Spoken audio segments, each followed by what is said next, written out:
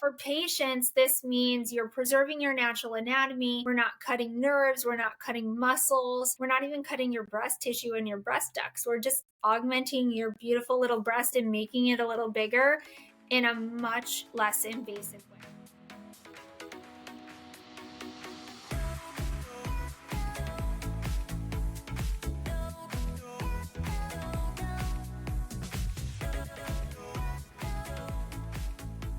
Breast preservation. Let's dive deep, get all the details. We know you guys are so excited about it, and we are so excited to share all the details with you on Lipstick and Lipo, your unfiltered guide to plastic surgery.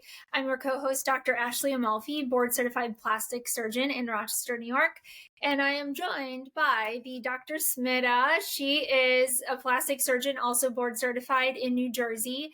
And we're excited, you guys. Like, so many fun, exciting, revolutionary things are happening in breast surgery, like more technology change than we saw throughout our whole careers in the last few years. And that's like so exciting for you guys as patients, right? Yeah, no, this is really an exciting time, I think, in plastic surgery because we're really, we're just so innovative. I mean, there's no other way to say it. We're adopting Yeah.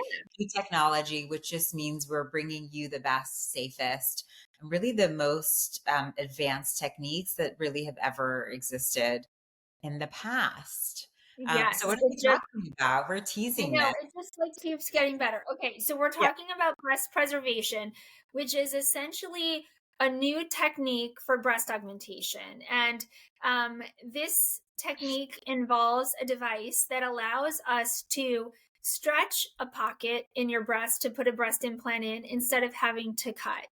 And Mhm. so, what that means for you is that you are preserving all of your natural anatomy. You are preserving the ligament that goes around your breast and holds everything in place. And so, we are able to very safely and in a much less invasive way than ever dilate a small little pocket, stretch your tissue to pop a little breast implant in there, and use those new, squishy, very natural looking breast implants. And these are for small breast augmentations, you guys. We can't do this with a huge breast augmentation because, of course, then we have to cut into those attachments. But for patients, this means you're preserving your natural anatomy.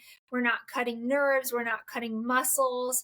We're not even cutting your breast tissue and your breast ducts. We're just augmenting your beautiful little breast and making it a little bigger in a much less invasive way. And that lends itself to the recovery, right, Smita?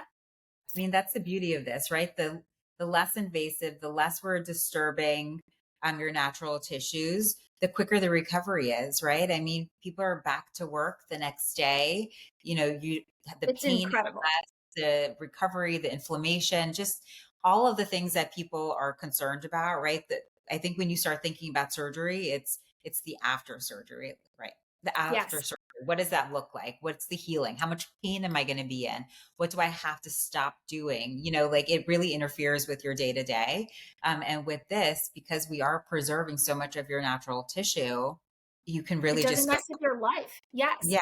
I mean, the people who are really kind of like coming in excited about this are like my busy, like boss lady women and busy moms who, not like a traditional breast augmentation is not terribly invasive, but it is still a surgery that carries risk. And breast preservation also obviously carries, smaller risks, but because we're doing more with less, all of the downtime for you is less. So, Yeah.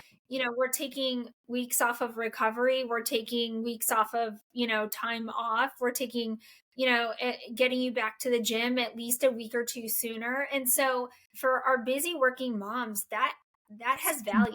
Our time has value, and our ability to get back to our jobs and our families and all of the things that we juggle is really important to women these days. So, like, how cool to have a technology that caters to that and can still give you amazing results, safe results, beautiful results. And then, like, you don't even skip a beat. Yeah. And we didn't even touch upon the fact that we don't have to do this under general anesthesia, Oh my right? gosh. Yes. Right? Like, how did we miss that? But, a lot of More with patients, less. right? Yes. Yeah, a lot of people you're nervous about general anesthesia, right? You're completely asleep. There's effects days after, right? You can get migraines, you're Yes. groggy, you're out of it. Um, And we just know that from general anesthesia. And we don't need to do this. We can do this under local, we Yes. can do this under a light sedation where you just go to sleep, almost like you're getting a colonoscopy or something, and you wake up, Yes. you're just like, Yeah. nothing happened. Like you just had a great nap. So for, again, that just sort of, you just bounce right back to your life.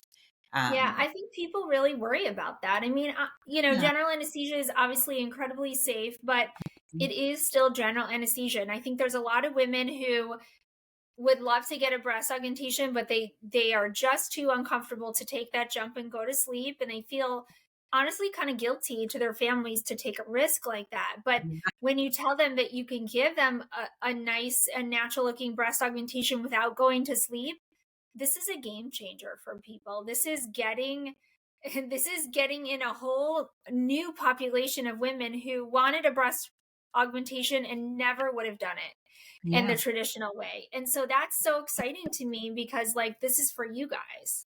Yeah. No, this is totally for you. And listen, everyone's loving it. And I think this is really it just opens the door, right? It opens the door for like people that would never do it. And like, Yes. this is your way to really get the results that you want without having all that downtime and the negative stuff. Yeah. So, We're excited about it. Yeah. recovery is easier, the procedure is less invasive, your natural anatomy is preserved, the incision can be smaller, your downtime is less, you're back to your busy lives quicker.